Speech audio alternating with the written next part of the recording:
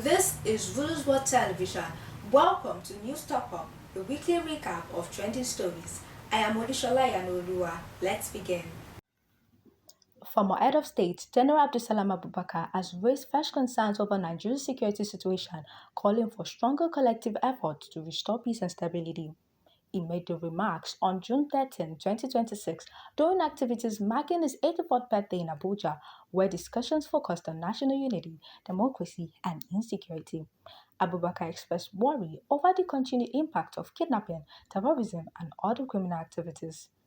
He stressed that security should not be seen as the responsibility of government and security agencies alone, adding that citizens, leaders, and communities all have important roles to play in protecting the nation. The comment generated reactions from Nigerians, with many agreeing that insecurity has become a major issue requiring urgent and practical solutions. Some also called on authorities to move beyond promises and strengthen action against those responsible for attacks on the citizens. The controversy over the deregistration of the African Democratic Congress and four other political parties has taken a fresh turn.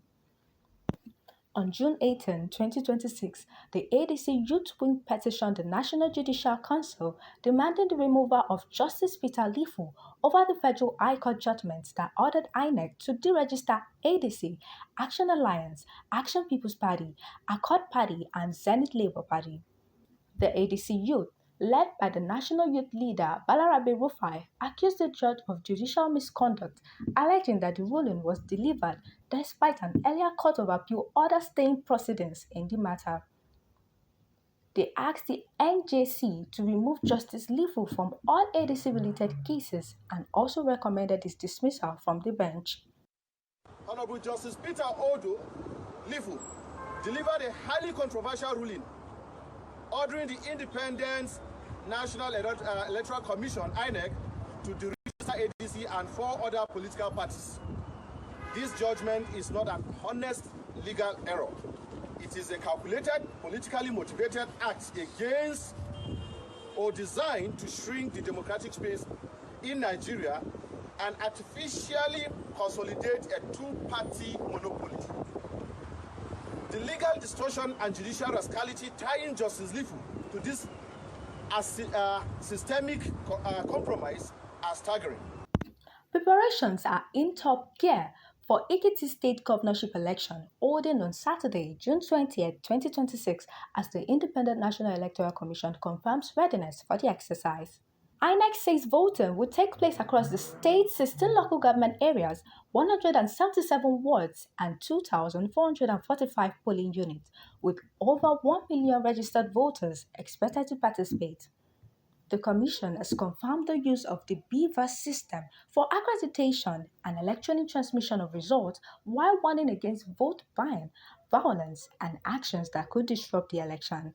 BVAS for voter accreditation, management, and transmission of election results. Working with security agencies and anti-corruption bodies to proactively identify, arrest, and prosecute individuals engaged in vote buying on election day. Political parties and candidates must publicly renounce vote buying, and voters are encouraged to reject inducement and protect the value of their votes. The contest is expected to be between the INEC-accredited political parties in the state, with the ruling APC led by Governor Biodu Oyebanji and the PDP with Dr. Wole Oluyede as the leading contendant. Security agencies have also increased preparation as INEC appeals to political parties and voters to maintain peace and allow citizens to freely choose their next governor. The Oyo State Independent Electoral Commission, OISEC, has continued engagement with political parties ahead of the local government election scheduled for Saturday, August 8, 2026. OISEC, led by its chairman, Dr. Babatunde Hafiz Adeniyi, has been engaging stakeholders, including political parties, under the Inter-Party Advisory Council to discuss preparations, guidelines, and the need for a peaceful and credible election process. However, the All Progressive Congress (APC) in Oyo State has announced that it will not participate in the planned local government election. In a statement on June 18, 2026, the party described the planned exercise as unacceptable, alleging that the timing and process were not in the best interest of the people.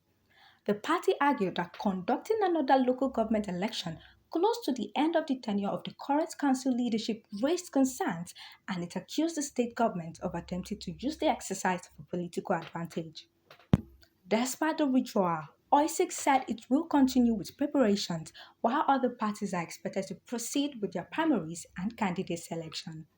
The founder of Agidigbo FM, Oriyomi Hamzat, has raised an alarm over an alleged plot to shut down and demolish the radio station. In a video that went viral on June 18, 2026, Hamzat claimed that there were plans to set him up by planting illegal substances inside the station and using it as a reason to target the organization. According to Hamzat, who is also governorship candidate to Accord party in the state, stated that some people had allegedly been sent to the station under the guise of bringing complaint or seeking intervention, but he claimed their real intention was to carry out a setup. He also alleged another plan to use individuals dressed in colors associated with his political party to create a false impression that his supporters were involved in criminal activities.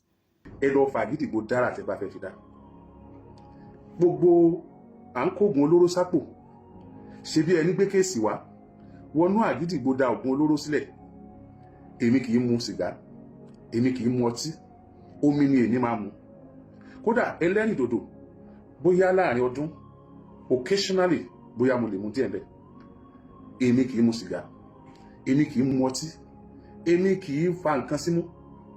Nǹkan tí èmi máa ṣe jù ni pé kí ni ó sọ̀rọ̀, kí ni ó dẹ̀ bá àwọn èèyàn ṣeré. Ẹ múra lẹ̀ o. Ògùn olóró yín tẹ̀ ń kó bọ̀ l'Àgídìgbò ẹ wá dálẹ̀. Ara àwọn èèyàn yín tẹ̀ rán wá lánàá. Àwọn tí tó ń bọ̀ lọ́nà à ń retí wọn. Ẹ múra kẹ́ wá ti Àgídìgbò pa. Ẹ má ti pa gan. Ẹ wá wó Àgídìgbò gẹ́gẹ́ bí àdéhùn yín. Ẹ wá wó. Ẹ gbé katapila wá. Ẹ wá wó. Gbogbo yín ẹ lè kó aṣọ bọ àwọn èèyàn lọ́rùn gẹ́gẹ́ bí àdéhùn yín tẹ́lẹ̀ fẹ́ ṣe. Ẹ dá aṣọ yẹ́lò ẹ kó bọ àwọn èèyàn lọ́rùn. Ẹ gbé ìbọn lé wọn lọ́wọ́. Ẹ ní kí wọ́n lọ yìnbọn síbì kan. Ẹ ti bẹ́ẹ̀. Ẹ wò ẹ wá wó Àgídìgbò. Èmi kọ́ ni mo ní Àgídìgbò. Àwọn ìyá onírú aláta tí wọ́n dáwó Àgídìgbò wọ́n ń retí kẹ́ wá wò. Hamzat said he decided to speak out because of what he described as intimidation attempt, although he did not name those behind the alleged plan or provide evidence for the claims. The federal government says it has begun arrangements to evacuate over 742 Nigerians in South Africa who have indicated interest in returning home due to safety concerns. The update was given on Thursday, June 18, 2026 by the Minister of Foreign Affairs, Bianca Odumegu Ojukwu. The evacuation follows reports of growing fears among Nigerians in South Africa over xenophobic attacks and discrimination. The first batch of returnees, about 250 Nigerians, had already arrived in Lagos on June 11. The government said this exercise is voluntary and is being carried out following President Bola Ahmed Tinubu's directive to assist Nigerians who wish to leave. Officials added that plans are ongoing to ensure the remaining citizens are brought back before June 30th deadline. That's all for this week. For more trending updates, don't forget to subscribe to our YouTube channel at Rulers World Television and ensure to stay connected. Once again, I am Odushola Yanolua. Thanks for watching.